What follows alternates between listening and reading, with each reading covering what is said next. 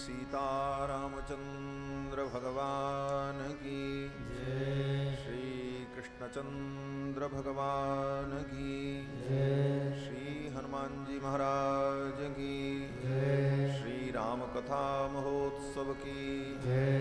श्री वाल्मीकि भगवान की जय। श्री वेदव्यास भगवान की जय। श्री गोस्वामी तुलसीदास जी महाराज की जय।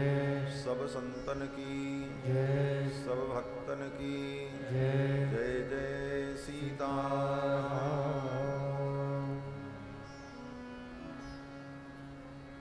हरि ओम।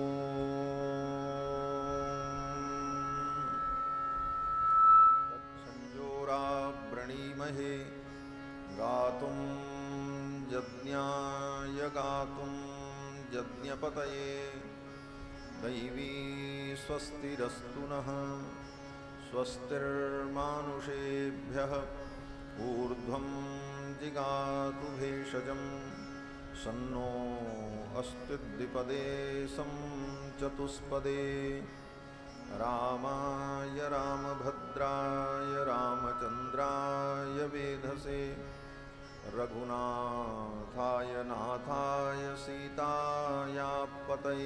नमः।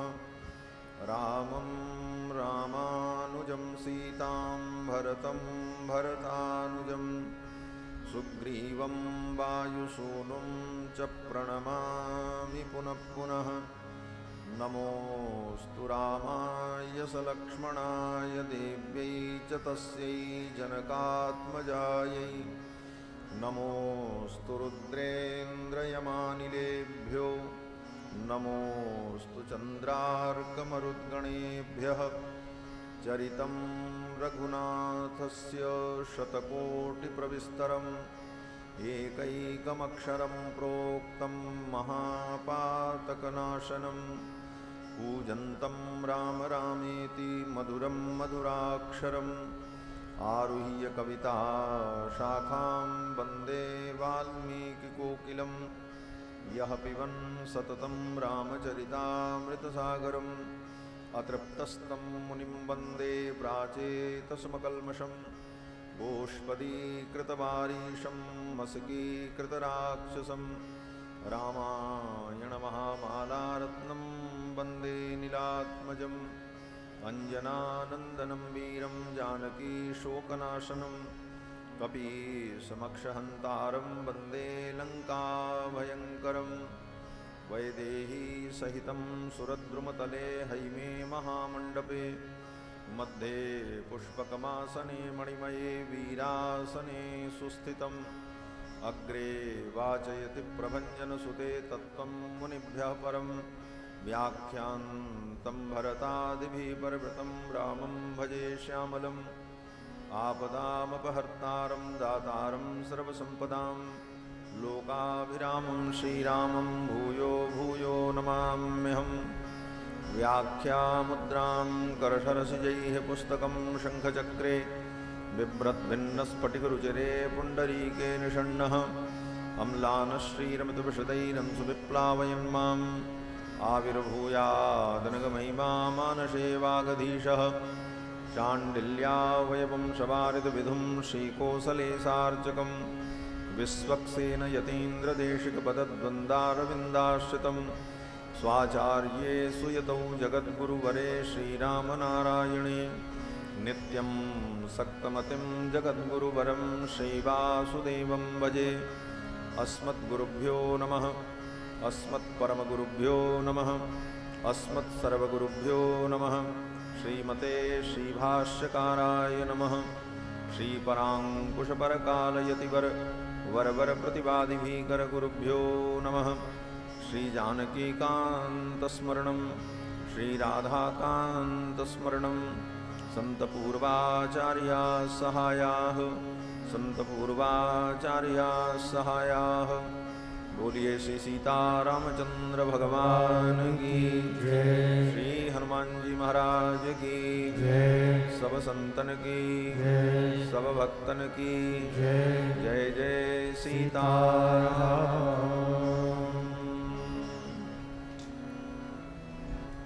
भगवान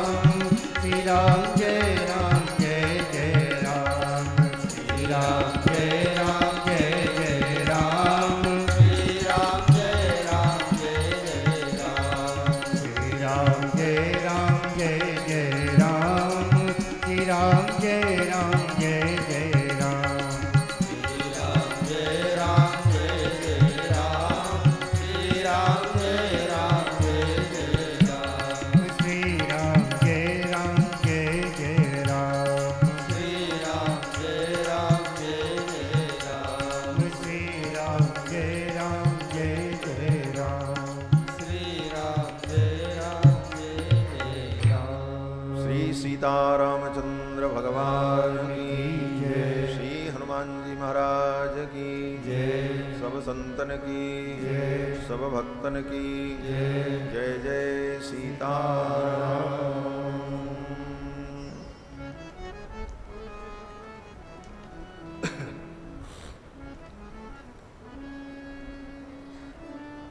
परमाध्यक्ष अनंत कोटि ब्रह्मांड नायक सर्वेश्वरेश्वर पुराण पुरुषोत्तम भगवान श्री सीतारामचंद्र जी, भगवान की कथा के सुरसिक श्रोता आंजनेय श्री हनुमंतलाल जी महाराज,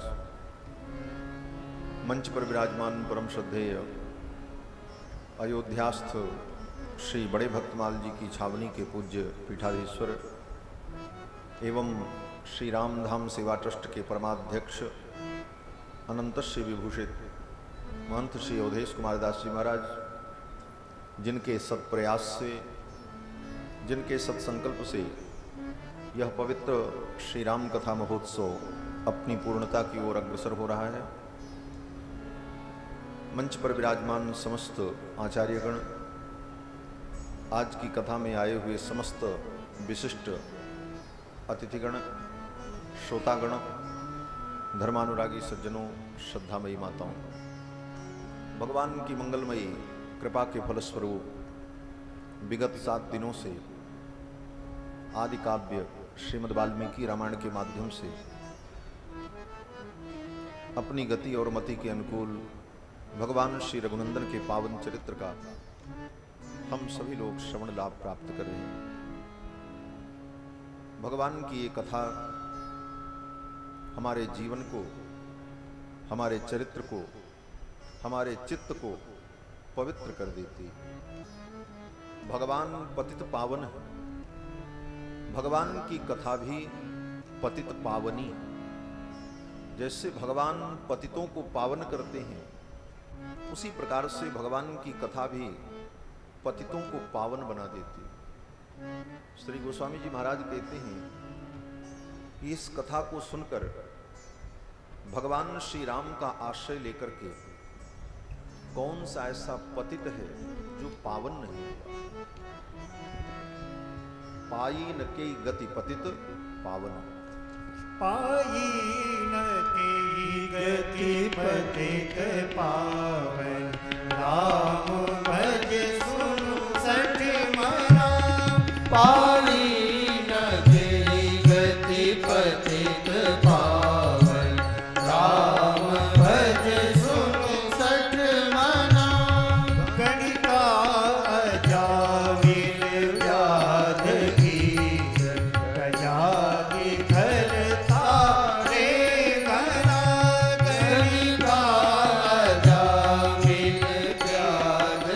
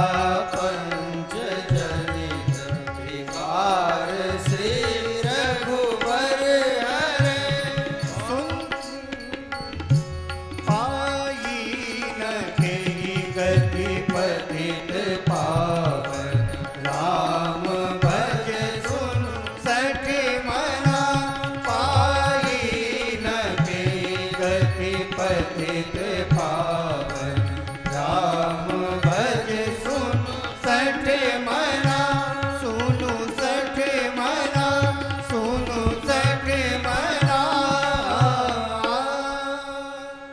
श्री गोस्वामी जी महाराज कहते हैं कि पाई न के गति पतित पावन। कौन ऐसा पतित है जिसको भगवान का आश्रय लेकर के गति की प्राप्ति नहीं। अजामिल, गणिका, व्याध, गीध ऐसे ऐसे दुर्दांत पापियों को भी भगवान के चरणों में आकर भगवान के चरित्र को सुनकर भगवान का नाम लेकर परम गति की प्राप्ति हो। लेकिन कब? बोले जब इस चरित्र को हम अपने हृदय में रखें। पूज्य महाराज श्री अपने उद्बोधन में कह रहे थे कि रामायण को अलमारी के ऊपर मत रखो, रामायण को अलमारी पर मत रखो, रामायण की चौपाई को, रामायण को अपने हृदय में रखो। बोले महाराज इतनी बड़ी रामायण हमारे हृदय में कैसे आएगी? बोले उतनी बड़ी रामायण हृदय में नहीं आ सकती तो गोस्वामी जी कहते हैं सतपंच चौपाई मनोहर जान जे नर उर्धर। ज्यादा नहीं तो 4-5 चौपाई को, 7 चौपाई को हृदय में रख लो। भाई माइक ठीक करो, रिसर्च करने लगते हैं क्या है?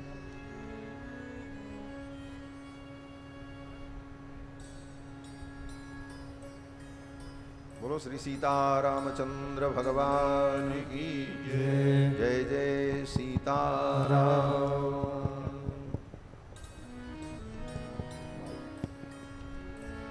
तो ठीक है कर लो भैया तब तक।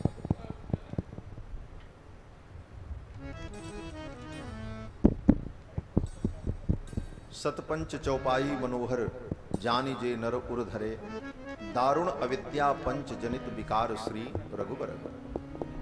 रामायण की 5-7 चौपाइयां भी अगर हम अपने हृदय में धारण कर लें तो हमारा जीवन धन्य हो जाए। 5-7 तो बहुत दूर की बात, कोई एक चौपाई जो आपको अच्छी लगे और उसी को आप नियम पूर्वक अपने जीवन में अपना लो, कि उस चौपाई का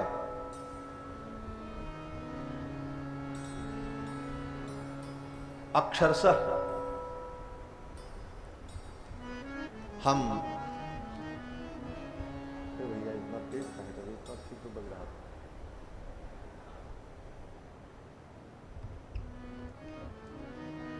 बोलो श्री सीतारामचंद्र भगवान की जय। 2 बार भगवान नाम संकीर्तन कराओ, कम करो।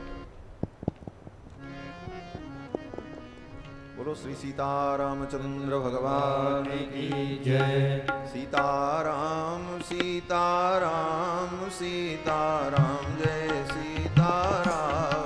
सीताराम सीताराम सीताराम जय सीताराम। सीताराम सीताराम सीताराम जय सीताराम। सीताराम सीताराम सीताराम जय सीताराम। सीताराम सीताराम सीताराम जय सीताराम।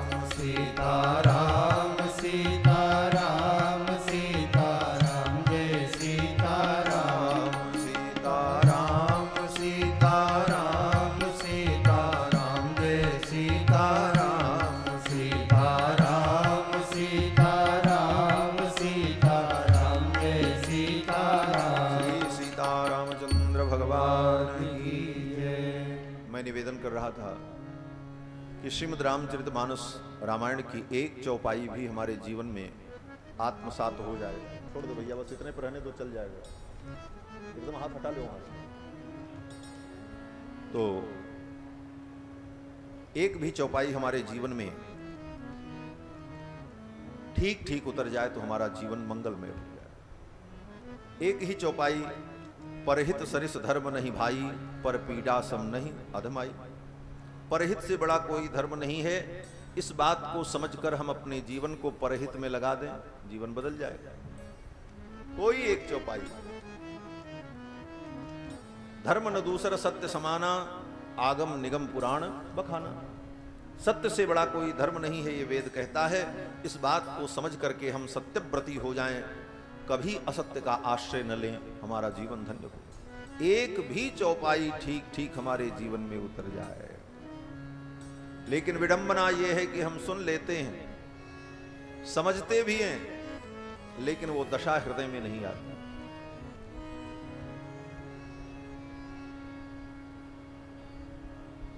कहते भी बनता है, समझ में भी आता है, लेकिन हम उसे अपने हृदय में उतार नहीं पाते।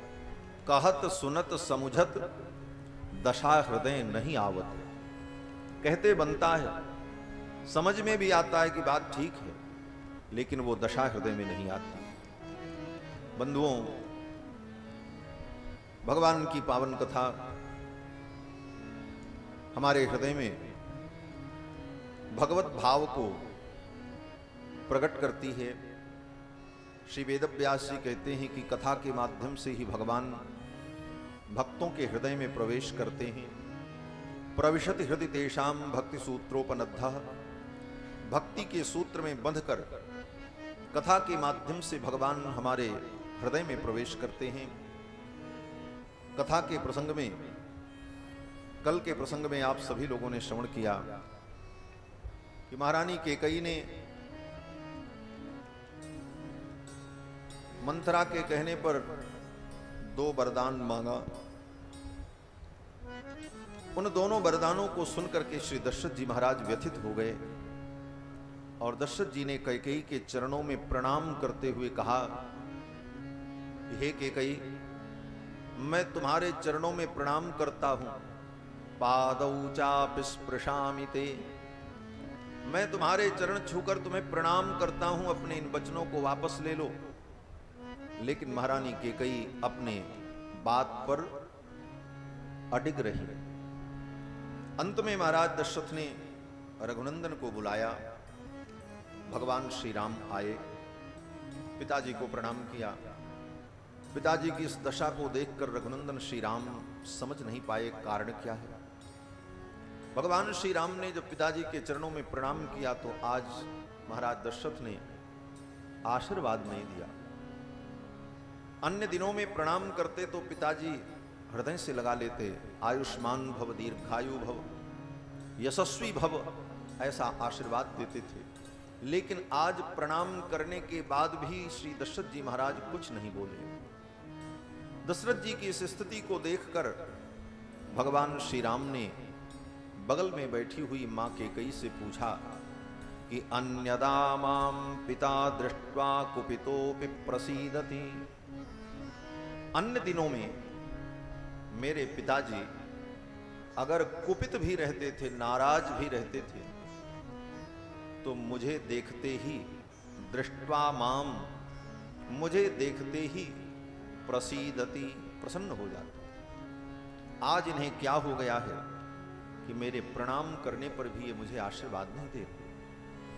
वास्तव में भगवान श्री रघुनंदन का दर्शन करते ही दशरथ जी महाराज इतने प्रसन्न होते, उनका क्रोध, उनकी चिंता सब समाप्त हो जाती। कई बार तो ऐसा होता था कि अपने न्यायालय में बैठकर किसी मुकदमे में किसी अपराधी को मृत्युदंड देने का निर्णय करते और मृत्युदंड सुनाने जा रहे होते और उस समय श्री राम जी कहीं से आ जाएं तो राम जी को देखते ही दशरथ जी इतने प्रसन्न होते थे, कहते थे इसको जीवन दान दे दो, छोड़ दो, इसको अब मृत्युदंड नहीं देगा। राम जी का दर्शन करते ही इतनी प्रसन्नता होती थी कि अपराधियों के ऊपर भी उनका जो क्रोध था वो क्रोध समाप्त हो जाता और प्रसन्न हो जाता। भगवान श्री राम कहते हैं अन्यदा माम पिता दृष्ट्वा कुपितोपि प्रसीदति। कुपित रहने पर भी मुझे देखकर प्रसन्न हो जाते थे। आज इन्हें क्या हो गया है कि मुझे मेरे प्रणाम करने पर भी मुझे आशीर्वाद नहीं दे रहे। महारानी कैकेयी ने कहा, राम, तुम्हारे पिता को कुछ नहीं हुआ। न राजा कुपितो राम व्यसनम नास्य किंचन। न ये तुम्हारे ऊपर कुपित हैं, न इनको कोई बीमारी है, न इनको कोई कष्ट है। कारण केवल इतना है, किंचिन मनोगतम त्वस्य त्वद्भयान्नानुभाषते। इनके मन में कुछ बात है और वो बात ये तुमसे कहना चाहते हैं, लेकिन तुम्हारे भय के कारण तुमसे कह नहीं पा रहे। भगवान श्री राम ने मां कैकेयी से कहा, मां, मेरे जैसे आज्ञाकारी पुत्र से पिता को भय हो, मन की बात कहने में पिता को डर हो, ऐसे पुत्र को तो धिक्कार है। हे मां, मैं तो इनका आज्ञाकारी हूं, अगर पिताजी कह दें तो इनकी प्रसन्नता के लिए अहम ही वचनाद्राग्य पावके, इनके वचन का पालन करते हुए मैं इनकी आज्ञा का पालन करते हुए अग्नि में कूद जाऊं, अगर ये कह दें तो मैं समुद्र में कूद जाऊं, इनके वचन का पालन करने के लिए मैं कुछ भी करने को तैयार हूं।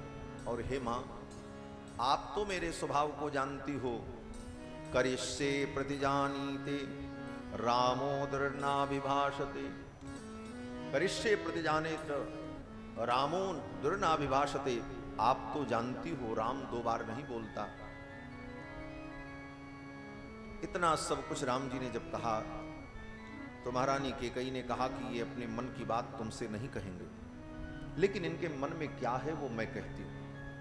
महाराज दशरथ ने नहीं कहा कि राम तुम्हें वन में जाना।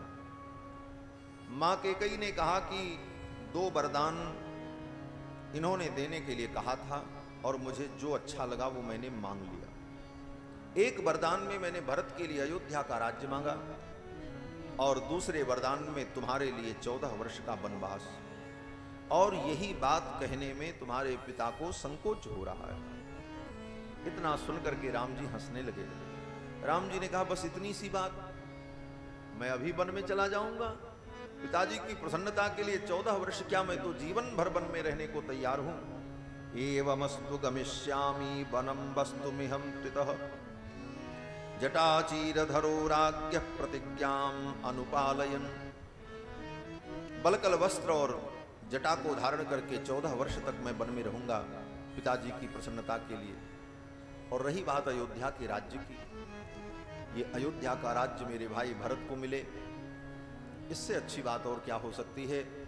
अहम ही सीताम राज्यम च प्राणान निष्ठान धनानि च। ये राज्य ही नहीं, अपने भरत के लिए मैं अपने प्राण को, यहां तक कि अपनी प्रियतमा सीता का भी त्याग मुझे अगर करना पड़े तो हृष्टो भ्रात्रे स्वयं दद्याम भरताय प्रचोदितः।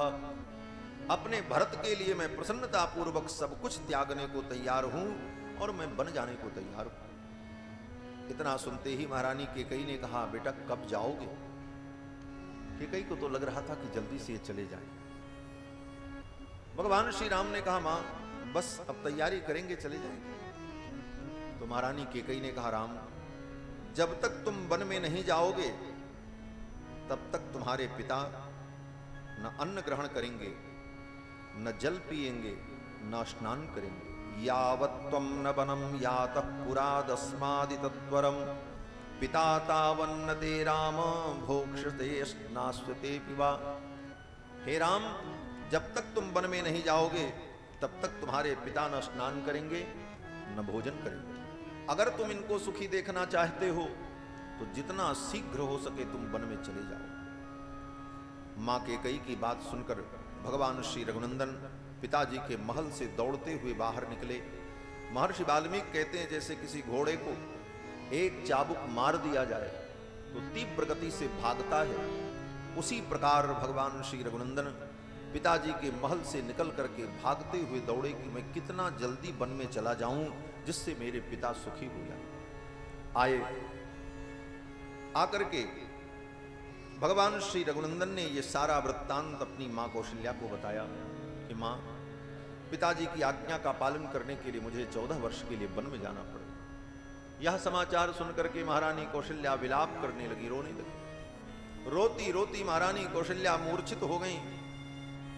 अभी तक तो लक्ष्मण जी ने धैर्य धारण किया, ये सब दृश्य लक्ष्मण जी देख रहे थे, राम जी के साथ में ही। महारानी कैकेयी ने जो कहा वो सब लक्ष्मण जी भी सुन रहे थे, साथ में ही। लेकिन अभी परिस्थिति का आकलन कर रहे थे कि होने वाला है क्या होने वाला है, क्या हो रहा है। इस परिस्थिति का लक्ष्मण जी आकलन कर रहे थे। मां कौशल्या के रुदन को देखकर लक्ष्मण जी के धैर्य का बांध टूट गया और लक्ष्मण जी ने कहा, भैया बस अब मुझसे देखा नहीं जाता, मां की ये स्थिति मुझसे देखी नहीं जाती, पिताजी की दशा मुझे देखी नहीं जाती, इसलिए हे प्रभु कल आपका राज्याभिषेक होगा, आप वन नहीं जाएंगे। महारानी केकई के वरदान के कारण आप वन में जाएं, ये नहीं होगा। केकई को क्या अधिकार है कि किसी के लिए वो वन मांग ले, निरपराध व्यक्ति को भी वन में भेज दे, ये धर्म नहीं है। और रही बात पिता के वचन की, पिताजी ने अगर वचन दिया है तो उस वचन को पिताजी जाने और मां केकई जाने। मैं तो इतना जानता हूं कि क्षत्रियों का धर्म क्या है। लक्ष्मण जी कहते हैं क्षत्रियों का धर्म है राज्य की प्राप्ति के लिए युद्ध करके अपने भाई को भी अगर पराजित कर देना पड़े तो ये क्षत्रियों के लिए अधर्म नहीं होता। किसी को भी युद्ध में मारकर राज्य को प्राप्त कर लिया जाए, ये क्षत्रियों का सहज धर्म है। और आज अयोध्या के राज्य को प्राप्त करने के लिए मैं कुछ भी करने को तैयार हूं। कल आपका राज्याभिषेक होगा।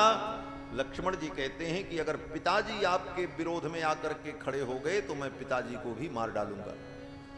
लक्ष्मण जी ने कहा कि हनिष्ये पितरम वृद्धम कैकेय्यासक्त मानसम, इस बूढ़े पिता को मैं मार डालूंगा केकई में आसक्त होकर के जिन्होंने ऐसा अनुचित निर्णय लिया। कृपणम च स्थितम बाल्ये वृद्ध भावेन गर्हितम, वृद्ध होने के कारण इनकी बुद्धि विकृत हो गई। इस प्रकार जब लक्ष्मण जी कहने लगे तो भगवान श्री रघुनंदन ने लक्ष्मण को शांत किया, मां कौशल्या को समझाया। लक्ष्मण जी ने कहा कुछ नहीं प्रभु, कल आपका राज्याभिषेक होगा।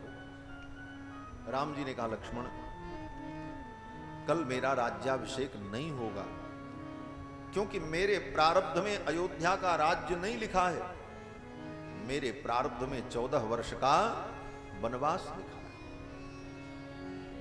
लक्ष्मण जी ने कहा कि प्रारब्ध को मानने वाले लोग कायर होते हैं। अक्सर लोग कहते हैं कि दैव दैव का पुरुषा बदंती, प्रारब्ध और दैव के भरोसे रहने वाले लोग कायर होते हैं। दैव दैव आलसी पुकारा, आलसी व्यक्ति, कर्महीन व्यक्ति प्रारब्ध के भरोसे बैठता है। और लक्ष्मण जी ने कहा कि आज मैं अपने पुरुषार्थ के द्वारा आपके प्रारब्ध को बदल दूंगा। ये बड़ा विचित्र प्रश्न है, हर व्यक्ति के मन में गूंजता है। कुछ लोग कहते हैं महाराज प्रारब्ध ही प्रबल है, प्रारब्ध में जो लिखा है उतना ही होगा, उससे ज्यादा कुछ नहीं होगा। विधिना ने जो लिख दई छठी रात के अंक, राई घटे न तिल बढ़े रहुरे जीव निशंक। विधाता ने जितना लिख दिया है उसमें एक तिल बढ़ेगा नहीं, एक तिल घटेगा। स्वयं वशिष्ठ जी महाराज भी कहते हैं कि सुनहु भरत भावी प्रबल, बिलख कहो मुनिनाथ, हानि लाभ जीवन मरण जस अपजस विधि हाथ। ये सब तय है, विधाता के हाथ में। तो प्रारब्ध को मानने वाले लोगों के पास भी अनेक तर्क हैं। वो कहते हैं कि सब कुछ तय है और वही होगा, लेकिन कर्मवादी कहते हैं नहीं नहीं, प्रारब्ध के भरोसे बैठे रहोगे तो भोजन नहीं मिलेगा, कर्म तो करना ही पड़ेगा। तो प्रारब्धवादी कहते हैं नहीं, अजगर कौन सा कर्म करता है, पंछी कौन सी खेती करता है, अजगर करे न चाकरी पंछी करे न काम, दास मलूका कह गए सबके दाता राम। प्रारब्ध में जितना होगा उतना अपने आप मिल जाएगा। और सारी बातें हैं, एक दो नहीं सैकड़ों प्रमाण गोस्वामी तुलसीदास जी महाराज कहते हैं कि करम कमंडल कर लिए तुलसी जहाँ जहाँ जाए, सरिता कूप समुद्र जल ताहि न अधिक समाए। एक कोई व्यक्ति था, तालाब के पास पहुंचा, कुएं के पास पहुंचा। बोले भाई तुम्हारे पास पानी बहुत है, तुम मुझे अधिक से अधिक पानी दे दो। तो कुएं ने कहा कि ठीक है, मेरे पास जितना पानी है उतना ले लो। तो उस व्यक्ति ने कहा तुमसे ज्यादा पानी किसके पास है, मैं वहां चला जाऊं? तो कुएं ने कहा तालाब के पास चले जाओ। तालाब के पास पहुंचा तो उससे पूछा भाई तुमसे ज्यादा पानी किसके पास है, हमें बहुत पानी चाहिए।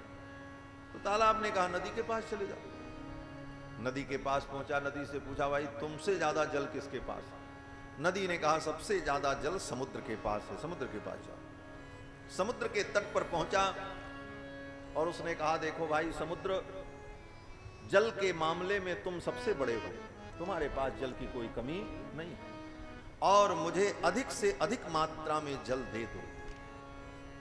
तो समुद्र ने कहा कि तुम्हारी सब बातें ठीक हैं, जल के मामले में मुझसे बड़ा कोई नहीं है और मैं देने को तैयार भी हूं, लेकिन समस्या यह है कि तुम्हारा पात्र जितना बड़ा होगा उतना ही तुम ले पाओगे, उससे ज्यादा नहीं ले पाओगे।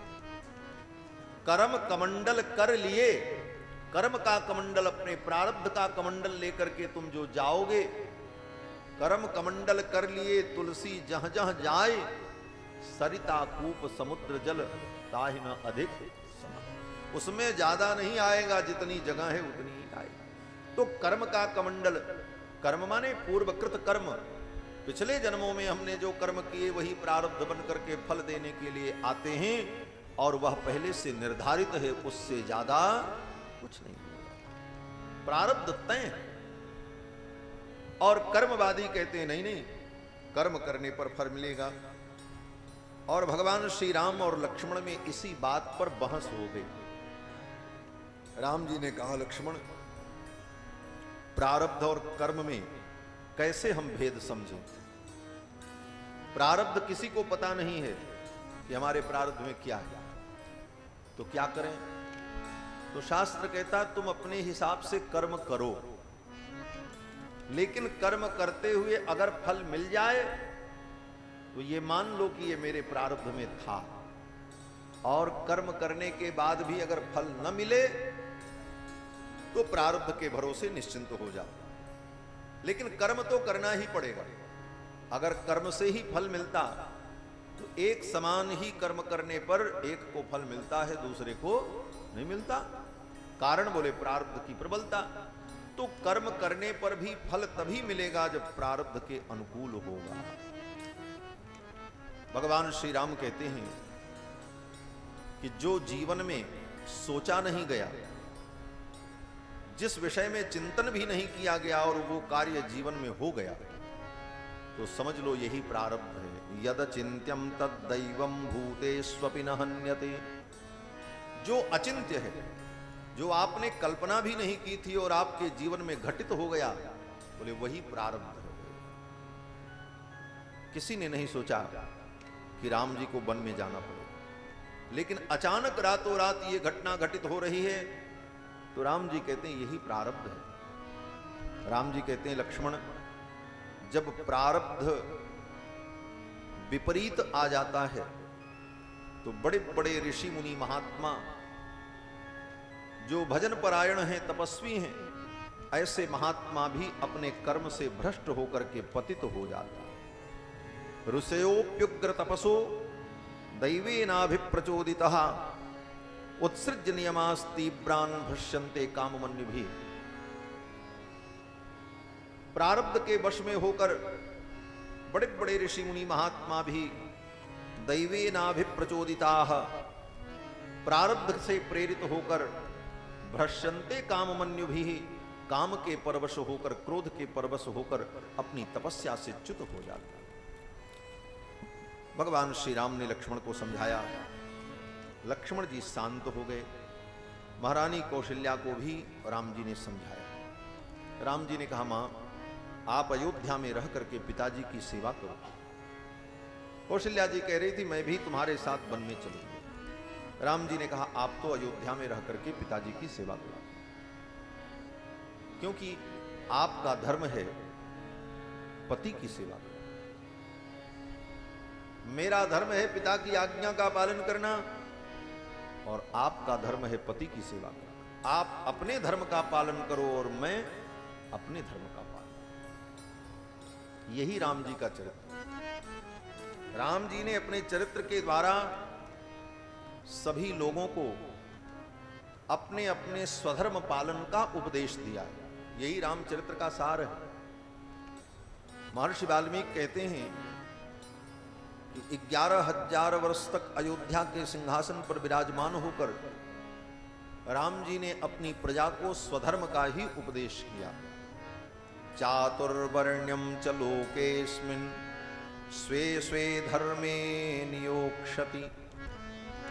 चारों वर्ण के लोगों को और चारों आश्रम के लोगों को, स्त्री पुरुष को उनके उनके स्वधर्म का उपदेश करते हुए 11,000 वर्ष तक भगवान ने प्रजा का पालन किया। लोग अपने अपने धर्म का पालन। आज यही है कि हम अपने धर्म का पालन नहीं करते, जो हमें अच्छा लगता है वो हम करते हैं। कभी कभी तो ऐसी विषम परिस्थिति होती है कि दूसरे के धर्म को श्रेष्ठ समझ करके और अपने धर्म को हम हीन समझकर अपने धर्म को छोड़ करके उस धर्म को अपना लेते। यह भी बहुत बड़ा अधर्म है। स्वधर्म त्याग और परधर्म स्वीकार्य, ये अधर्म है। भगवान गीता में कहते हैं तुम्हारा धर्म अगर छोटा भी है, तुम्हारा धर्म दूसरे एक व्यक्ति के धर्म से हीन दिखाई पड़ रहा है, फिर भी तुम अपने धर्म को हीन मत समझो। स्वधर्ममपि चावेक्ष न विकंपितुमर्हसि। अपने धर्म को देखकर तुम कंपित मत हो। तुम्हारा अपना स्वधर्म जो है उसका तुम थोड़ा पालन करोगे तो वही धर्म तुम्हारी रक्षा करेगा। स्वल्पमप्यस्य धर्मस्य त्रायते महतो भयात्। अपने स्वधर्म का थोड़ा भी पालन किया जाए तो वह स्वधर्म समय आने पर उसकी रक्षा करता है। और दूसरे के धर्म का आप ठीक ठीक पालन करो तो समय आने पर वो आपकी रक्षा नहीं करेगा, क्योंकि वह आपका धर्म नहीं था।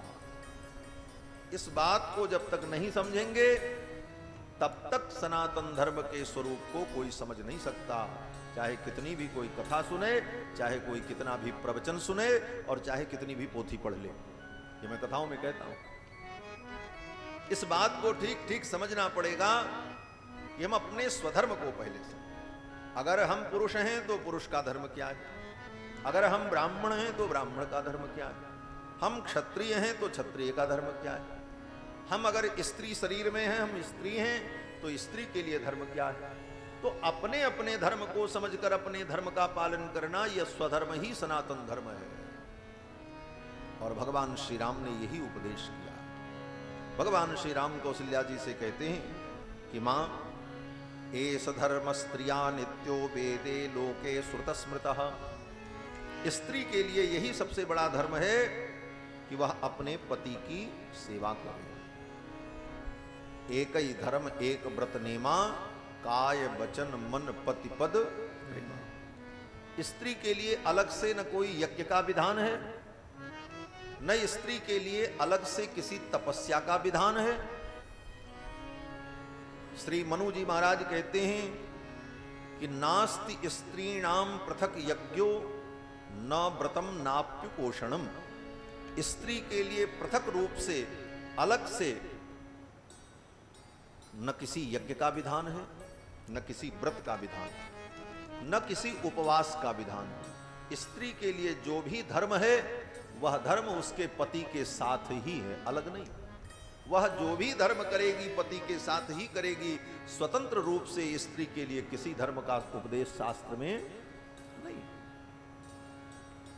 पत्नी पति के साथ ही सारे धर्म की अधिकारिणी है।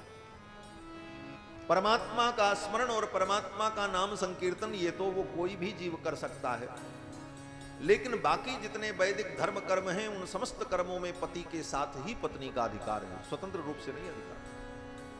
पति यज्ञ करे तो उसके साथ पत्नी रहे, उसको पुण्य मिलेगा, लेकिन पत्नी सोचे कि हम अकेले सारा यज्ञ कर लें, बोले उसको अधिकार नहीं। क्यों? बोले वो उसका धर्म नहीं। तो नारी का धर्म है एष धर्म स्त्रिया नित्यो वेदे लोके श्रुत स्मृतः, और अपने इस धर्म के पालन से ही नारी को परम गति की प्राप्ति होती है। भगवान रघुनंदन कहते, मां आपका यही धर्म है कि आप अयोध्या में रहकर पिताजी की सेवा करें, उनका अनुगमन करें, उनकी आज्ञा का पालन करें, इससे आपका हित हो। और मैं पिताजी की आज्ञा पालन करते हुए वन में जाऊं, क्योंकि मैं पुत्र हूं और पिता के प्रति हमारा जो कर्तव्य है उस कर्तव्य का मैं पालन करूं। मां कौशल्या रघुनंदन की बातों को सुन करके मान गई। मां कौशल्या ने कहा, राम अगर यही धर्म है तो मैं अयोध्या में रहूंगी और तुम्हारे पिता की सेवा करूंगा। जाओ, तुम वन में जाओ, मैं तुम्हें आशीर्वाद देती हूं। और क्या आशीर्वाद दिया मां कौशल्या ने? मां कौशल्या ने कहा, राम यम पालयसि धर्मस्त्वं प्रीत्या च नियमेन च। हे राम, जिस धर्म को तुम प्रीति पूर्वक पालन कर रहे हो, यम पालयसि धर्मस्त्वं प्रीत्या च नियमेन च, नियम पूर्वक अपने स्वधर्म का तुम जो पालन कर रहे हो, सवै राघव शार्दूल धर्मस्त्वाम अभिरक्षतु, वह धर्म ही तुम्हारी रक्षा करेगा। ये मां कौशल्या जो कह रही हैं, यही बात भगवान कृष्ण ने गीता में कहा। यहां पर रामायण में कौशल्या जी बोल रही हैं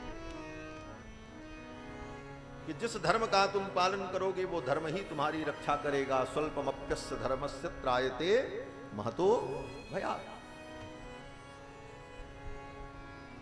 महारानी कौशल्या ने राम जी को आशीर्वाद दिया और ब्राह्मणों को बुला करके हवन करवाया राम जी की यात्रा को मंगलमय बनाने के लिए। ज्वलनम समुपादाय ब्राह्मणेन महात्मना, ब्राह्मणों के द्वारा हवन करवा करके आशीर्वाद दिलवाया राम जी को। और फिर राम जी जब वन में जाने को उद्यत हुए तो महारानी कौशल्या ने कहा कि मैं तुम्हारी मंगल कामना करती हूं। कौन सी मंगल कामना? बोले वृत्रनाशे समभवत तत्ते भवतु मंगलम। इंद्र ने जब वृत्रासुर का वध किया था तो देवताओं ने और देव माता अदिति ने अपने पुत्र इंद्र का जो मंगलाशासन किया, जो आशीर्वाद दिया, वही आशीर्वाद मैं तुम्हें दे रही हूं। अमृतम प्रार्थयानस्य तत्ते भवतु मंगलम। विनिता के पुत्र गरुण ने अपनी मां की आज्ञा का पालन करते हुए अमृत कलश ला करके जब सर्पों को पिलाया, सर्पों को अमृत दिया, तो उनकी मां विनिता प्रसन्न होकर के अपने पुत्र गरुण को जो आशीर्वाद देती हैं, वह आशीर्वाद तुम्हें प्राप्त हो। मंगलानि महाबाहो दिशंतु शुभ मंगलम।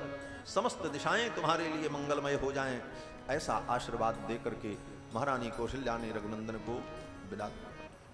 भगवान श्री राम आए और आकर के जानकी जी को सारा वृत्तांत बताया अपने महल में। अभी श्री जानकी जी को पता नहीं था कि क्या हो रहा। भगवान श्री राम ने कहा, जानकी तुम्हें अयोध्या में रह करके मेरे माता पिता की सेवा करनी, मुझे वन में जाना है। और देखो 14 वर्ष तक मैं वन में रहूंगा और तुम्हें अयोध्या में रहकर माता पिता की सेवा करनी है। मन को स्थिर करके समय से सारा काम करना। कल्यमुत्थाय देवानां कृत्वा पूजां यथा विधि। कल्यमुत्थाय, प्रातः काल सो करके उठ जाना, ये नहीं कि देर तक सोते रहना। राम जी ने बहुत समझाया जानकी। कल्यमुत्थाय देवानां कृत्वा पूजां यथा विधि वन्ति दभ्यो दशरथ पिता मम जनेश्वर। समय से उठकर मेरे पिता के चरणों में प्रणाम करना, मां की सेवा करना, और मेरी जो अन्य माताएं हैं, शेषा मम मातरः, अन्य मेरी जो माताएं हैं उनकी भी सेवा करना। और देखो सीते, मेरे जाने के बाद भरत आएंगे तो भरत के सम्मुख कभी मेरी प्रशंसा मत करना। राम जी कहते हैं, हे सीते, भरत के सामने कभी मेरी महिमा और मेरी विशेषता का वर्णन मत करना, क्योंकि संसार का धर्म है, बड़े पद पर बैठा हुआ व्यक्ति, वैभव संपन्न व्यक्ति, समृद्धि से युक्त व्यक्ति दूसरे की प्रशंसा को सहन नहीं कर पाता। ये मनुष्य की मानसिकता का वर्णन भगवान कर रहे हैं। भगवान कहते हैं, भरतस्य समीपेते नाहं कथ्य कदाचन। भरत के सम्मुख कभी मेरी प्रशंसा मत करना। क्यों? बोले, रिद्धि युक्ता ही पुरुषा न सहन्ते परस्तवम। जो रिद्धि से युक्त पुरुष होते हैं वो दूसरे की प्रशंसा सहन नहीं कर पाते। जबकि भरत जी का ऐसा स्वभाव नहीं है, लेकिन इस उपदेश के माध्यम से मनुष्य की मानसिकता का भगवान संकेत कर रहे हैं। मनुष्य की सोच कैसी हो सकती है, ऐसा भी मनुष्य सोच सकता है। किसी की रिद्धि और प्रसिद्धि को देखकर उसके मन में ईर्ष्या हो सकती है, और विशेष करके रिद्धि युक्त पुरुष, प्रतिष्ठा प्राप्त पुरुषों के मन में ऐसे भाव अधिक आते हैं। ये मनुष्य का स्वभाव है। भगवान श्री रघुनंदन ने जानकी जी को समझाया। जानकी जी ने तो पहले सब सुना, और सुनने के बाद श्री जानकी जी ने कहा, प्रभु, नारी का धर्म क्या है? नारी का धर्म जो आपने मां कौशल्या को उपदेश किया, वही नारी धर्म तो मेरे लिए भी लागू होता है। क्योंकि शास्त्र कहता है कि भर्तुर्भाग्यम तो नार्ये का प्राप्नोति पुरुषर्षभ। उसका पति ही उसके भाग्य का विधान करता है। इह प्रेत्य च नारीणाम पतिरेको गतिः सदा। यहां पर नारी धर्म का उपदेश जानकी जी कर रहे हैं। वहां पर तो कौशल्या जी को समझाने के लिए राम जी ने किया, और जब राम जी ने सीता जी से कहा कि तुम अयोध्या में रहकर पिताजी की सेवा करो, माता की सेवा करो, तो श्री जानकी जी भगवान से कहती हैं, प्रभु, ये नारी धर्म नहीं। नारी का धर्म ये है कि नारी अपने पति की सेवा करे। न पिता नात्मजो वात्मा न माता न सखी जन। विवाह हो जाने के बाद नारी के लिए न उसका कोई पिता है, न उसकी कोई मां है, न उसकी कोई आत्मा है, न उसके कोई मित्र है। नारी के लिए विवाह हो जाने के बाद उसका सर्वस्व उसका पति है।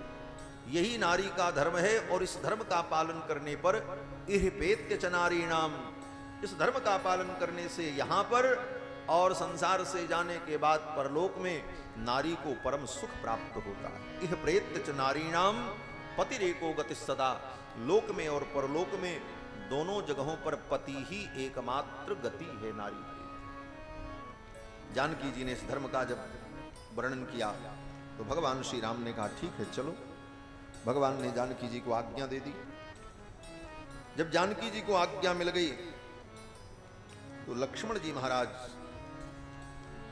वहीं पर खड़े थे। लक्ष्मण जी ने देखा, जब प्रभु ने निर्णय कर लिया है वन में जाने का, तो मैं अयोध्या में रह करके क्या करूं? मेरा क्या प्रयोजन? जब इनको राज्य से कोई लेना देना नहीं है, इनको वन में जाने में ही प्रसन्नता है, तो मुझे भी कोई आपत्ति नहीं है, मैं तो इनका सेवक हूं। और लक्ष्मण जी ने भगवान को साष्टांग प्रणाम किया और कहा, प्रभु, मैं भी आपके साथ चलूंगा। अहम त्वानुगमिष्यामि वनमग्रे धनुर्धरः। धनुष बाण लेकर के मैं भी आपके साथ आगे आगे चलूंगा और आपकी सर्वविध मैं सेवा करूंगा, क्योंकि मेरे जीवन का कोई दूसरा लक्ष्य नहीं है। लक्ष्मण जी कहते हैं कि न देवलोकाक्रमणम नामरत्वमहं वृणे। न मैं स्वर्ग चाहता हूं, न मैं अमरत्व चाहता हूं। ऐश्वर्यम चापि लोकानाम, न किसी लोक का मुझे ऐश्वर्य चाहिए। कामये न त्वया बिना, आपके अतिरिक्त मुझे कुछ नहीं चाहिए। ये लक्ष्मण जी की भक्ति है। अनन्य प्रयोजन, अनन्य प्रयोजन माने दूसरा कोई प्रयोजन नहीं है। न स्वर्ग की कामना, न संसार के सुख की कामना, एकमात्र कामना कि मैं तो आपके लिए हूं। इस भाव से लक्ष्मण जी ने जब निवेदन किया तो भगवान ने कहा, लक्ष्मण, तुम अगर मेरे साथ वन में चलोगे तो मेरी मां कौशल्या, मां सुमित्रा, इनकी देखभाल कौन करेगा, इनका संरक्षण कौन करेगा? तो लक्ष्मण जी ने कहा, महारानी कौशल्या और महारानी सुमित्रा साधारण नहीं, उनके एक इशारे पर हमारे आप जैसे हजारों लोग पालित और पोषित होते हैं। ऐसी राजमाता के लिए मुझे चिंता करने की जरूरत नहीं। कौशल्या बिभ्रियादार्या सहस्रम मद विधानपि, हमारे जैसे हजारों लोग उनकी टुकड़े पर पलते हैं। ऐसी मां कौशल्या और सुमित्रा के लिए मुझे सोचने की आवश्यकता नहीं है। मैं तो आपकी सेवा के लिए आपके साथ चलूंगा। कुरुस्व माम अनुचरम, आप मुझे अपना अनुचर बना लो। वैधर्म्यम नेह विद्यते, इसमें कोई अधर्म नहीं है, इसमें कोई अनुचित नहीं, और मैं आपकी सब प्रकार से सेवा करूंगा। क्या करेंगे? तो लक्ष्मण जी कहते हैं, अहम सर्वम करिष्यामि, मैं आपकी सब प्रकार से सेवा करूंगा। अहम सर्वम करिष्यामि जाग्रत स्वपतश्चते, आप जागते रहोगे चाहे सोते रहोगे, आपकी सब प्रकार की सेवा मैं करूंगा, मैं सब कुछ करूंगा। तो राम जी ने कहा, जब सब कुछ तुम करोगे तो मैं क्या करूंगा, मेरा समय कैसे बीतेगा? तो लक्ष्मण जी कहते हैं, आपका कार्य क्या है ये मैं बताऊं? राम जी ने कहा, जब सब तुम ही कर लोगे, पानी तुम लाओगे, लकड़ी तुम लाओगे, कुटिया तुम बनाओगे, भोजन तुम बनाओगे, सारा कार्य तुम कर दोगे, क्योंकि तुम कह रहे हो अहम सर्वम करिष्यामि, मैं सब कुछ करूंगा, तो मैं क्या करूंगा? तो लक्ष्मण जी कहते हैं, प्रभु आप एक काम करना। बोले क्या? बोले भवास्तु सह वैदेह्या गिरिशानुसुरंशते, आप तो भगवती जानकी जी के साथ वन की शोभा का अनुभव करना, आनंद का अनुभव करना। आपका मन करे तो नदी के तट पर, आपका मन करे तो पर्वत के शिखर पर भ्रमण करना, आनंद का अनुभव करना, बाकी सारी सेवा तो हम करेंगे। अहम सर्वम करिष्यामि जाग्रत स्वपतश्चते।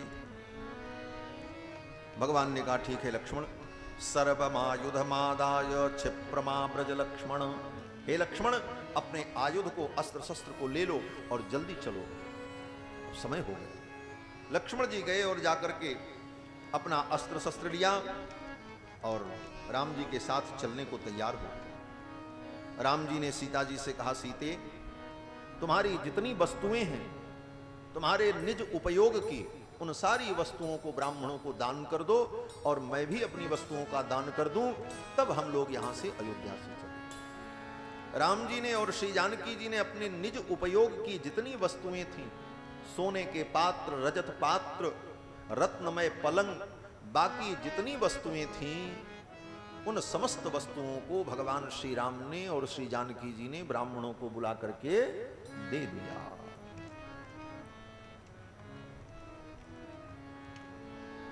सभी ब्राह्मणों को ढेर सारी वस्तुएं मिली।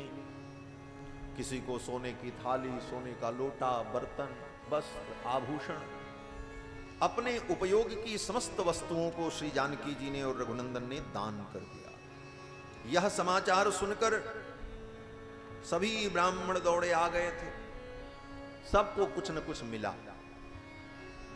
जब सारी वस्तु बंट गई, राम जी चलने को तैयार हुए, तब तक एक बूढ़े ब्राह्मण आ गए। ये बूढ़े ब्राह्मण कौन हैं? बोले यही राम कथा के सुदामा हैं।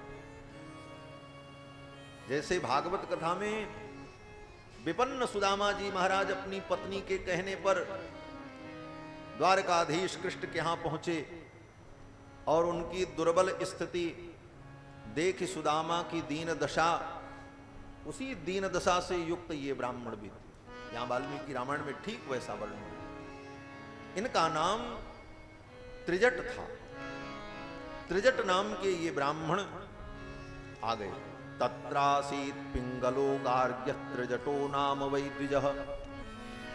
पिंगलो, पिंगल वर्ण और त्रिजट 3 बड़ी बड़ी जटाएं थीं इनकी, इसलिए इनका नाम त्रिजट। और गर्ग गोत्र में उत्पन्न थे इसलिए गार्ग्य। और नाम क्या है इनका? बोले त्रिजट। ये त्रिजट नाम के ब्राह्मण आ गए और लिए क्या थे? बोले छत्रवृत्तिर बने नित्यम फालक उद्दाल लांगली। हाथ में एक कुदाल लिए हुए थे। उस कुदाल से क्या करते थे? बोले दिन भर जंगल में जाकर के ढूंढ ढूंढ करके पेड़ों की जड़ को खोद करके निकालते थे और लाते थे, उसी को उबाल करके पानी में स्वयं खाते थे और परिवार का पोषण करते थे। यह ब्राह्मण की वृत्ति थी। देखो, ब्राह्मण की महिमा उसके तप से, ब्राह्मण की महिमा धन से नहीं। ब्राह्मण की महिमा उसके तप से है। तपस्या उसके जीवन में जितनी अधिक होगी उतना ही वो महान होगा। महर्षि वेदव्यास कहते हैं कि ब्राह्मणस्य शरीरोयम क्षुद्र कामाय नेष्यते। ब्राह्मण का शरीर जिस आत्मा को मिलता है, यह क्षुद्र कार्य के लिए नहीं मिला है, छोटे मोटे काम के लिए नहीं मिला है कि बहुत बड़ी खेती करो, बहुत बड़ी दुकानदारी चलाओ, बहुत बड़ा व्यापार करो। ब्राह्मण का शरीर क्यों मिला? बोले कृच्छाय तपसे चेत्य प्रेत्यानंत सुखाय च। इस शरीर को प्राप्त करके तप करो। तप क्या है? जंगल में जाके तपस्या करें? बोले नहीं। ब्राह्मण शरीर पाकर के सबसे बड़ा तप क्या है? तो कहते हैं वेदाभ्यासो ही विप्रस्य। वेद का अभ्यास करना, वेद का अध्ययन करना, यही ब्राह्मण का सबसे बड़ा तप है। वेदाध्ययन, शास्त्राध्ययन, यही ब्राह्मण का सबसे बड़ा तप है, सबसे बड़ी साधना है। और इस साधना को करने के लिए कितना भी जीवन में दुख उठाना पड़े, वो दुख सहन करते हुए शास्त्र की रक्षा करना, यही ब्राह्मण का परम धर्म है।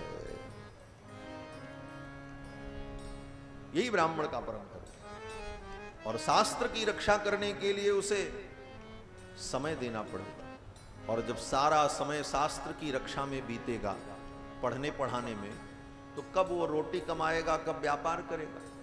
बोले तो उसका जीवन कैसे चलेगा? बोले तो उसका जीवन चलाने की जिम्मेदारी समाज की होती है। समाज उनका भरण पोषण करे। क्यों? बोले वो सारे समाज के लिए, राष्ट्र के लिए, धर्म के लिए स्वाध्याय करते हैं, चिंतन करते हैं, तो उनको रोटी कैसे मिले, ये समाज का दायित्व बनता। इसीलिए शास्त्र ने कहा ब्राह्मण को दान करो। क्यों? बोले वो कमाएगा है नहीं, खेती हो से होगी नहीं, ये सारे काम वो करने लगेगा तो पढ़ेगा कब? कब वो स्वाध्याय करेगा? पढ़ने में भी समय लगता, श्रम होता है। और वो श्रम करने के बाद वो रोटी कमाने का श्रम नहीं कर पाएगा। इसलिए समाज का दायित्व है कि समाज उनकी रक्षा करे। जब समाज उनकी रक्षा करेगा तो वो अपने ज्ञान के द्वारा समाज, राष्ट्र और धर्म की रक्षा करेगा। यही ब्राह्मण का धर्म है। और ब्राह्मण की वृत्ति, सबसे उत्तम वृत्ति क्या है? वेदों में ब्राह्मण के लिए सबसे उत्तम वृत्ति कही गई है शिल और उंच। 2 प्रकार की वृत्तियों का वर्णन है। इसी को शिलोंच वृत्ति कहते हैं। शिल और उंच क्या है?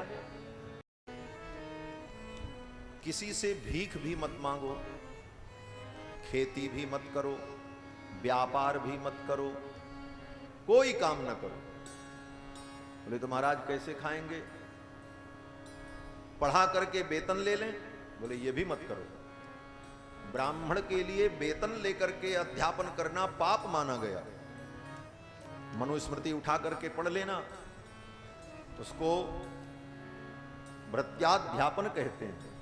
नौकर बन करके, नौकरी करके, वेतन लेकर के जो ब्राह्मण विद्या का दान करता है, ऐसा ब्राह्मण जीते जी चांडाल हो जाता है। ये लिखा हो। ब्राह्मण को धन लेकर के विद्या बेचना ये धर्म नहीं। पढ़ाओ भी तो मुफ्त में पढ़ाओ। वो अपनी श्रद्धा से कुछ दे देता है तो ये उसकी भक्ति है। शिष्य अपने भाव से कुछ गुरु के चरणों में भेंट कर दे, वो उसका धर्म है। लेकिन हम धन लेकर के विद्या पढ़ावें, ये ब्राह्मण का धर्म है। मैं आपको बताऊं, मेरे पूज्य गुरुदेव भगवान पूज्य श्री ब्रह्मचारी जी महाराज 4 विषय के आचार्य हैं और चारों विषय में उन्हें स्वर्ण पदक प्राप्त, उद्भट विद्वान, मैं तो मानता हूं, और मैं ही नहीं, भारत के बड़े बड़े विद्वान मानते हैं कि इस समय पूरे भारतवर्ष में, भारतवर्ष क्या पूरे विश्व में, उनके जैसा वेद का विद्वान कोई नहीं है पृथ्वी पर। जिन गुरुजी की बात मैं कर रहा हूं, पूरे विश्व में उनके जैसा वेद का कोई विद्वान नहीं है इस पृथ्वी पर वर्तमान समय, मेरे गुरुदेव भगवान जो, और सब लोग जानते हैं। टीवी चैनल के माध्यम से भी लोग सुन रहे होंगे, और जो सुन रहे होंगे वो अनुभव कर रहे होंगे। वृंदावन में, चित्रकूट में, अयोध्या में, काशी में सभी लोग जानते हैं हमारे गुरुजी को। उनके जैसा कोई तपस्वी और विद्वान ब्राह्मण नहीं मिलेगा। 4 विषय में आचार्य, गणित में, वेद में, दर्शन में, व्याकरण में, सारे विषयों का पांडित्य। उनको उत्तर प्रदेश के मुख्यमंत्री जो उस काल में थे, उनकी इच्छा थी कि आप संपूर्ण आनंद विश्वविद्यालय में कुलपति का पद स्वीकार कर लो, आप जैसा विद्वान वाराणसी में रहे, लोगों को पढ़ावे। तो गुरुजी ने कहा हम जीवन भर पढ़ाएंगे, लेकिन वेतन लेकर के पढ़ाना ये ब्राह्मण का धर्म नहीं है, और उन्होंने स्वीकार नहीं किया। और आज लगभग 95 वर्ष की अवस्था हो गई है, और आज भी वो विद्यार्थियों को पढ़ाते हैं और पढ़ते हैं, दूसरा काम करते हैं आज भी। हाँ, आज भी उनका यही काम है, पढ़ना और पढ़ाना, किसी से 1 पैसा शुल्क नहीं लेना। और कोई भी विद्यार्थी आवे, उनसे वेद पढ़े, गणित पढ़े, व्याकरण पढ़े, न्याय पढ़े, मीमांसा पढ़े, जो विषय पढ़ना हो।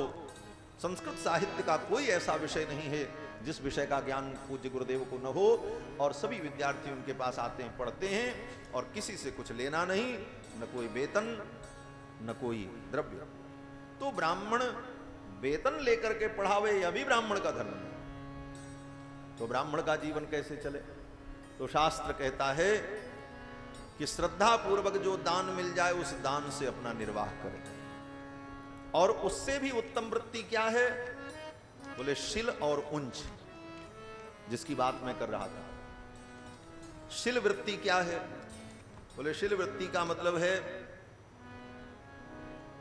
कि खेत में किसान जब गेहूं की फसल काट करके चला जाए, तो गेहूं की फसल काट करके जब किसान ले जाता है, धान की फसल काट करके ले जाता है, तो गेहूं और धान के 2-4 बाली, फल, पेड़ छूट जाते हैं।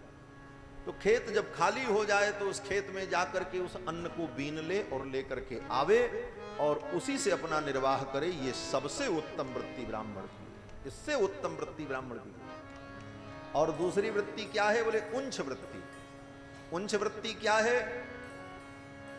बोले शहर में रहने वाले ब्राह्मणों के लिए उंच वृत्ति है, नगर में रहने वाले। बोले उंच वृत्ति में क्या होता है? बोले दिन भर अपने घर में रह करके पढ़ो, पढ़ाओ, शास्त्र का चिंतन करो और विराजो महाराज। बोलो श्री सीतारामचंद्र भगवान की जय। और दिन भर स्वाध्याय, पठन पाठन, और रात्रि में जब बाजार बंद हो जाए, 8 बजे 9 बजे बाजार बंद हो गई, सेठ लोगों की दुकानों में ताला लग गया, तो दिन भर सेठ जी की दुकान जब खुली रही तो बड़े बड़े अन्न के बोरे बाहर रखे गए, दुकान पर सजाए गए, दिन भर विक्रय हुआ।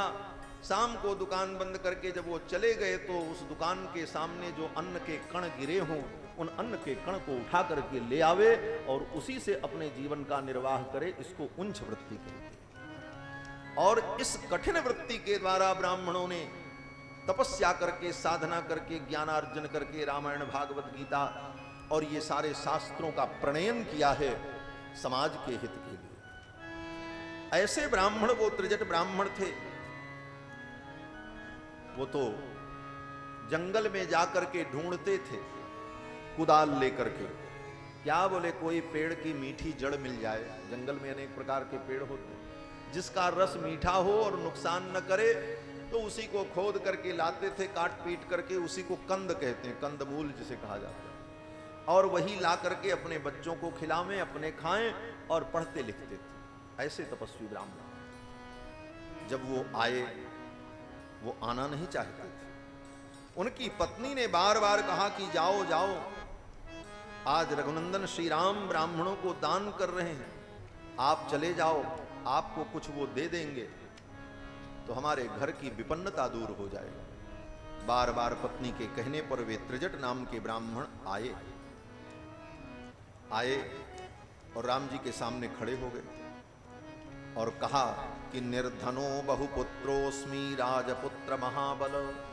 हे राजपुत्र, हे राजन, निर्धनोस्मि, मैं निर्धन हूं, और उसके साथ साथ बहुपुत्रो, बहुत बेटे हैं हमारे महाराज, उन्हीं को पालना पोसना बड़ा मुश्किल है। निर्धनो बहुपुत्रोस्मि राजपुत्र महाबल क्षतवृत्तिर्बने नित्यम प्रत्यवेक्षस्व मामिति। और मैं ये कुदाल लेकर के दिन भर मेहनत करता हूं, जंगल में घूमता हूं, तब जाकर के कुछ खाने को मिलता है। मैं आना नहीं चाहता था, लेकिन मेरी पत्नी ने बार बार कहा, तो पत्नी के कहने पर मैं आपके पास आया हूं।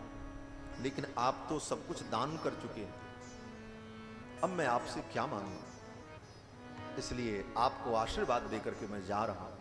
वे त्रिजट ब्राह्मण भगवान रघुनंदन को आशीर्वाद देकर के जब जाने लगे तो राम जी ने कहा, हे विप्र, मैंने सब कुछ दान कर दिया है, लेकिन अपने क्षत्रिय धर्म का दान नहीं किया। मैं क्षत्रिय हूं, मैंने सब कुछ दान कर दिया, लेकिन क्षत्रिय धर्म का दान नहीं किया है। और क्षत्रिय धर्म क्या है? बोले, एक क्षत्रिय के सामने कोई ब्राह्मण आ जाए और उस ब्राह्मण की कामना पूरी न हो तो ऐसे क्षत्रिय का धर्म नष्ट हो जाता है। हे विप्र, आप मेरे द्वार पर आए हैं, आपकी कामना पूर्ण होगी और आपके भरण पोषण की मैं व्यवस्था करता हूं। और राम जी ने एक डंडा उठाया, डंडा उठा करके दिया उस ब्राह्मण को, कहा, ये डंडा लो और इस डंडे को घुमा करके आप फेंको, और इतनी जोर से फेंको कि दूर जाकर के गिरे। और ये जितनी दूर जाकर के गिरेगा उतनी दूर तक की जितनी गायें हैं, जितनी भूमि है, वो सब मैं आपको दूंगा, वो सब आपकी। अब आप सोचो, उस ब्राह्मण का पेट जो है वो पीठ में धंसा हुआ। शक्तिहीन वृद्ध ब्राह्मण तमुवाच ततो राम परिहास समन्वितम गवाम सहस्रमप्येकम न च विश्राणितम मया परीक्षपसि दंडेन यावत् तावत् अवाप्स्यते। इस दंड को तुम फेंकोगे और जहां जाकर के गिरेगा वहां तक की सारी भूमि, सारी गायें सब आप।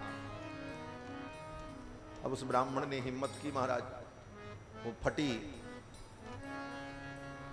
धोती, उपवस्त्र, उसको किसी प्रकार उसने अपने कमर में बांधा। ससाटीम परितक कट्याम, कमर को कसा, हिम्मत बनाया कि फेंके डंडा, कुछ दूर चला जाएगा तो शायद दो चार गाय मिल ही जाए। तो उस ब्राह्मण ने अपने कपड़े को कमर में बांधा। ससाटीम परितक कट्याम संभ्रांत परिवेष्टताम आविध्य दंडम चिक्षेप सर्व प्राणेन वेगतः। सर्व प्राणेन वेगतः, सर्व प्राण माने संपूर्ण शक्ति लगा करके उसने फेंकी, पूरा जोर लगा करके फेंका मारा। और परिणाम बोले, वो डंडा अयोध्या से फेंका उस ब्राह्मण ने, और गिरा कहां? बोले, सरजू जी को पार करके उस पार जाकर के गिरा मारा। सतीर्था सरयू पारम दंडस्तस्य कराच्युतः। उस ब्राह्मण के कर से छूटने वाला वो डंडा सरजू जी के उस पार जाके, और सरजू जी के उस पार जहां जाकर के वो डंडा गिरा, उस जिला का नाम आज भी गोंडा है। उस जिला को गोंडा डिस्ट्रिक्ट कहते हैं। क्यों? बोले, ब्राह्मण के द्वारा फेंका गया डंडा, वो डंडा जहां गया उसी का नाम गोंडा। वो गोंडा जनपद आज भी है।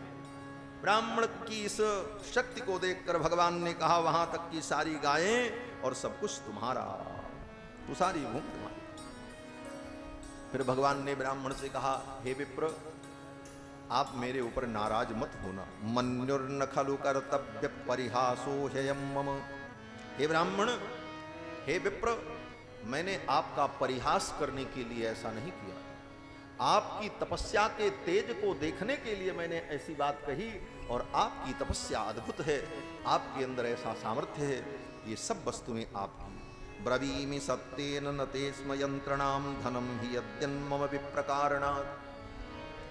दान कैसे दिया जाता है, इसका स्वरूप भी देखो। दान में सबसे उत्तम दान ये है कि देश काल और पात्र पर विचार करके दान करना चाहिए। गीता में भगवान श्री कृष्ण कहते हैं कि देशे काले च पात्रे च यद दानम, देश काल पात्र को देख करके जो दान दिया जाए तद्दानम सात्विकम स्मृतम, वो सात्विक दान है। जिसको हम दे रहे हैं वो दान का पात्र है कि नहीं, ये विचार।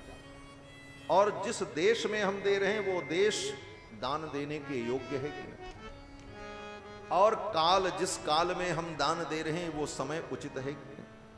इन तीन बिंदुओं पर विचार करना, देशे काले च पात्रे च।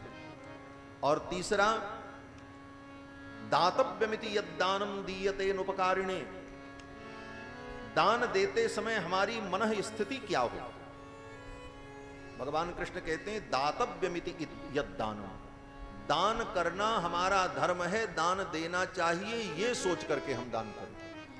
ये सोच करके नहीं कि हमारा नाम होगा, हम जिनको दान देंगे ये मेरे संकोच में रह करके मेरी बात मानेंगे, ये सारी भावनाएं अगर आ गई तो वह दान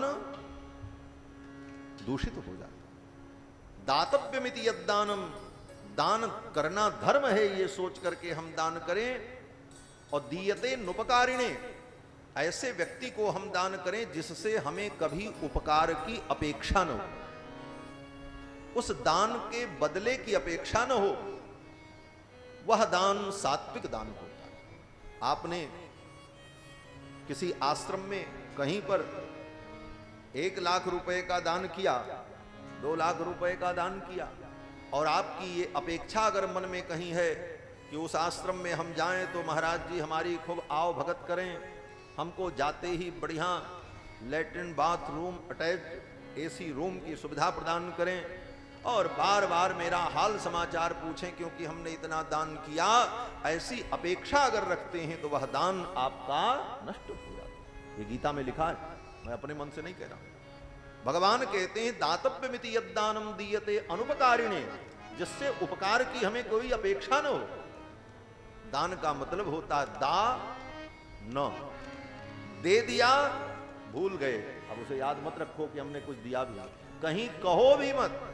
कहते हैं दान का मतलब क्या, बोले दाहिने ने दिया और बाएं को पता न चले, और अगर पता चला बोले जितना ही अपने दान का प्रचार करोगे, हमने दिया हमने दिया हमने दिया, उतना ही वो दान का पुण्य क्षीण होता चला जाए, खत्म होता चला जाए। लोग आते हैं बोले महाराज मंदिर में हमने इतना दान किया, हमारे नाम का पत्थर लगा दीजिए। मैं तो कह देता हूं भैया जितना तुमने दान किया तुम्हारे दान का सारा पुण्य इसी पत्थर में चला गया। क्यों, बोले पत्थर में तुमने अपना नाम लिखवा दिया, अब उस नाम को लोग पढ़ेंगे तो ये कहेंगे इन्होंने दान किया। तो दान किया ये सुनने के लिए तुम्हारा कान लालायित था, तो यही सुन करके तुमने अपने पुण्य का नाश कर दिया। और दान देने के बाद दान का अभिमान नहीं होना चाहिए, मैंने दिया। दानाभिमान से हम रहित हों, ये सोचना चाहिए कि इस व्यक्ति ने मेरे दान को स्वीकार करके मेरे ऊपर उपकार किया, मैंने इसके ऊपर उपकार किया है, ये भावना आई तो तुम्हारा दान दूषित। और दान देने के बाद बार बार कहना। एक सज्जन मिले, बहुत पहले की घटना है, सेवा में कुछ फल लेकर के आए, ला करके दे गए, और उसके बाद जब 4-5 आदमियों के बीच में मैं बैठा था, बोले महाराज जी कल हम जो फल लाए थे कैसा था। उन्होंने कहा वाह, 4 लोग और जाने के लिए ला करके दिए थे इसलिए पूछा। तो हमने भी कहा हाँ ठीक था लेकिन बहुत बढ़िया नहीं था। अच्छा महाराज जी कल फिर लाएंगे तो बढ़िया ले आए। दूसरे दिन फिर लाए, बोले महाराज जी आज वाला ठीक था कि नहीं था। 4 आदमी के बीच में जब तक पूछ न ले तब तक संतोष नहीं। तो इस प्रकार की अगर वृत्ति है, 2 पैसे की सेवा करके इस प्रकार लोकैषणा की भूख व्याप्त है, तो वह दान पवित्र नहीं होता। यहां पर राम जी ने इतना सब कुछ दान किया, और राम जी कहते क्या हैं? ये जितनी बातें मैंने कही, इन सारी बातों का सार राम जी कह रहे हैं। राम जी की कृतज्ञता देखो। राम जी कहते हैं हे विप्र, ब्रवीमि सत्येन नतेस्म यंत्रणाम धनम ही यद्यन मम विप्रकारणा, मैंने जो कुछ दिया है, दान किया है, मैंने अपना नहीं दिया है। राम जी कहते हैं मैंने अपना नहीं दिया। धनम ही यद्यन मम विप्रकारणात्, जो कुछ धन मेरे पास है, जो कुछ है, ये सब आप ब्राह्मणों के आशीर्वाद से ही मुझे मिला है, मेरा अपना नहीं है। ये विनम्रता राम जी। राम जी कहते हैं विप्रकारणात्, ब्राह्मण के आशीर्वाद से ही मेरे पास सब कुछ है। और राम जी तो कहते हैं कि मेरे जीवन में जो कुछ है वो ब्राह्मणों का ही आशीर्वाद है। क्या आशीर्वाद है? भगवान श्री राम कहते हैं कि विप्र प्रसादात् धरणी धरोहम, विप्र के प्रसाद से, ब्राह्मण के आशीर्वाद से ही मैं धरणीधर हूं। विप्र प्रसादात् कमलाबरोहम, विप्र के प्रसाद से मैं कमला का पति हूं, लक्ष्मी का पति हूं। विप्र प्रसादात् अजिताजितोहम, और विप्र के प्रसाद से, ब्राह्मण की कृपा से ही मैं अजित को भी जीत लेता हूं। विप्र प्रसादात् मम राम नाम, और ब्राह्मण के प्रसाद से, ब्राह्मण की कृपा से ही मेरा नाम राम है। ये मेरा नाम जो राम है ना, यह भी किसी ब्राह्मण ने ही रखा था, वशिष्ठ जी।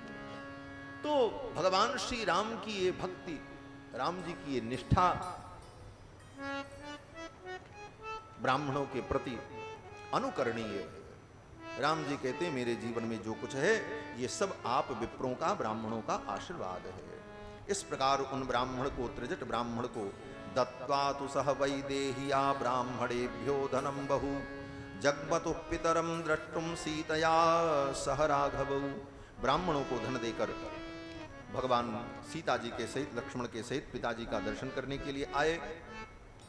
पिताजी को प्रणाम किया और कहा, हे पिताजी, अब मैं वन में जा रहा हूं आपकी आज्ञा का पालन करने के लिए, और पुनः 14 वर्ष की अवधि पूर्ण होगी तो आपके चरणों में आकर के मैं प्रणाम करूंगा। राम जी जब चलने को तैयार हुए, उसी समय दशरथ जी महाराज ने कहा सुमंत जी से, सुमंत, मेरा राम वन में जा रहा है, तो राम के साथ सेना भी जाएगी, राजकोष जाएगा और सेवक जाएंगे, और जहां कहीं भी वन में मेरे राम रहेंगे वहां इनकी सारी राजसी व्यवस्था की जाए, किसी भी प्रकार की कोई कमी न हो। ज्यों ही इतना कहा दशरथ जी ने, मां के कई खड़ी हो गई और उन्होंने कहा कि एक फूटी कौड़ी भी राम के साथ नहीं जाएगी। क्यों? केकई ने कहा कि जब हाथी, घोड़ा, सेना, खजाना इनके साथ चला जाएगा तो अयोध्या का खाली राज्य लेकर के मेरा भरत क्या करेगा? उस राज्य से भरत को क्या प्रयोजन होगा? केकई जी कहती हैं कि निरास्वाद्यतमं शून्यम भरतो नाभिपत्स्यति, ऐसे धनहीन राज्य को लेकर के मेरा भरत क्या करेगा? वो तो उसी प्रकार होगा कि राज्यम गत धनम साधो पीतमंडाम सुरामिव, किसी घड़े में दूध रखा हो और दूध किसी को दे दिया जाए और खाली घड़ा पकड़ा दिया जाए, तो ऐसा धनहीन, वैभवहीन राज्य लेकर के मेरा भरत क्या करेगा? भगवान श्री राम सुन रहे थे। मां केकई के इन वचनों को सुन करके दशरथ जी तो कुछ नहीं बोल सके, लेकिन वहीं पर सिद्धार्थ नाम के एक मंत्री खड़े थे। ये दशरथ जी के मंत्री सिद्धार्थ, सुमंत्र तो महामंत्री हैं, ये सिद्धार्थ मंत्री थे। सिद्धार्थ ने कहा, देवी आप जो कह रही हो ये अनुचित है। महारानी केकई ने कहा कि आज राम वन में जा रहे हैं, ये कोई नया काम नहीं हो रहा। इसके पहले भी इसी वंश में महाराज असमंजस को उनके पिता ने, महाराज सगर ने राज्य से भेज दिया था, निकाल दिया था, जंगल भेज दिया था। और महाराज असमंजस जब जंगल भेजे गए थे तो उनके साथ कोई भी वस्तु नहीं गई, तो उस नियम के तहत राम के साथ में भी एक वस्तु नहीं जाएगी। ये तर्क दिया महारानी केकई। तो सिद्धार्थ मंत्री बोल पड़े, सिद्धार्थवंती ने कहा, महारानी, असमंजस को जो उनके पिता ने वन में भेजा था, तो वो दंड स्वरूप उन्हें वन में भेजा गया था, क्योंकि असमंजस ने अपराध किया था, इसलिए उन्हें दंड दिया गया, जंगल में भेजा गया। लेकिन राम ने कोई अपराध नहीं किया। राम तो आपके वचन की पूर्ति के लिए, महाराज के वचन की पूर्ति के लिए वन में जा रहे हैं, ये कोई अपराध ही नहीं। असमंजस ने तो अपराध किया था। क्या अपराध किया था? बोले, सगर के पुत्र जो असमंजस थे, बड़े उद्दंड थे। ये क्या करते थे? बोले, अयोध्या की गलियों में घूमते थे और कोई बच्चा मिल जाए छोटा मोटा, 5 वर्ष का, 8 वर्ष का, तो उस बच्चे को पकड़ लें और उसकी टांग पकड़ करके घुमा करके सरयू में फेंक दे। और मजा आता था उनको। वो बच्चा रोवे और उसी में डूब करके मर जाए तो उनको बड़ा आनंद आता। ऐसे ऐसे पापी भी संसार में। सिद्धार्थ ने कहा कि असमंजसो गृहीत्वा तु क्रीडत पथिदारकान, रास्ते में खेलते हुए बच्चों को पकड़ करके उनके पैर को घुमा करके ऐसे सरजू जी में फेंक दे। बच्चे मर जाते, प्रजा के लोग करुण क्रंदन करते। तो महाराज को जब पता चला तो उन्होंने अपने पुत्र असमंजस को, एकमात्र पुत्र असमंजस को, सगर के पुत्र असमंजस हैं, बाकी जो पुत्र थे वो तो कपिल मुनि के शाप से भस्म हो गए, इनको जंगल में भेज दिया, सदा के लिए जंगल में भेज दिया कि अब तुम कभी लौट करके नगर में नहीं आओगे। अपने एकमात्र पुत्र को राज्य से निकाल दिया। सिद्धार्थ कहते हैं कि राम ने कोई अपराध नहीं किया। राम किम करोत् पापम ये नैवमुपरुध्यते, नहि कंचन पश्यामो राघवस्या गुणम वयम। हमने तो राम में कोई अवगुण नहीं देखा। राम तो पिता की आज्ञा का पालन करते हुए वन में जा रहे हैं, इसलिए वो नियम इनके साथ लागू नहीं होगा। महारानी कैकेयी चुप हो गई। तब राम जी बोल पड़े और राम जी ने कहा, पिताजी, मुझे कुछ नहीं चाहिए, न मुझे हाथी घोड़े चाहिए, न सेना चाहिए, न धन चाहिए, मुझे केवल आपका आशीर्वाद चाहिए और मैं बन जाने को तैयार हूं। और आप क्यों परेशान हैं? ये धन, ये संपत्ति मैं लेकर के क्या करूंगा? जब अयोध्या के राज्य को ही मैं छोड़ करके जा रहा हूं, तो ये थोड़ा सा धन लेकर के मैं क्या करूंगा? आप तो उसी प्रकार कह रहे हो जैसे एक व्यक्ति था, उसने अपने हाथी को बेच दिया। उसके पास एक बड़ा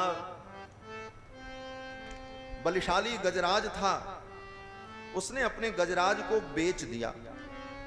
खरीदने वाला व्यक्ति जब गजराज को लेकर के जा रहा था, तो बेचने वाले ने कहा, जनाब, मैंने हाथी बेचा है, हाथी के गले की जंजीर नहीं बेची है, जंजीर मुझे दे दो। तो हाथी खरीदने वाले ने कहा कि साहब, जब इतना बड़ा हाथी ही आपका चला गया, बिक गया, तो अब जंजीर ही रख करके क्या करोगे? जब हाथी ही आपका जा रहा है, इस जंजीर से क्या लोग? रज्जु स्नेहेन किम तस्य त्यजतः कुंजरोपमम। ऐसे गजराज का ही जब त्याग हो गया तो जंजीर ही रह करके क्या करें? भगवान श्री राम ने कहा, जब अयोध्या का राज्य छोड़ करके मैं जा रहा हूं, ये क्षुद्र संपत्ति मेरे लिए क्या है? और आपने जब मुझे ही छोड़ दिया, मुझे भेज रहे हैं वन में, ये राज्य में आपका मोह क्यों है? आप इसका मोह छोड़ो। ऐसा कह करके भगवान श्री राम ने लक्ष्मण से कहा, लक्ष्मण चलो। लक्ष्मण तैयार हो गए चलने को।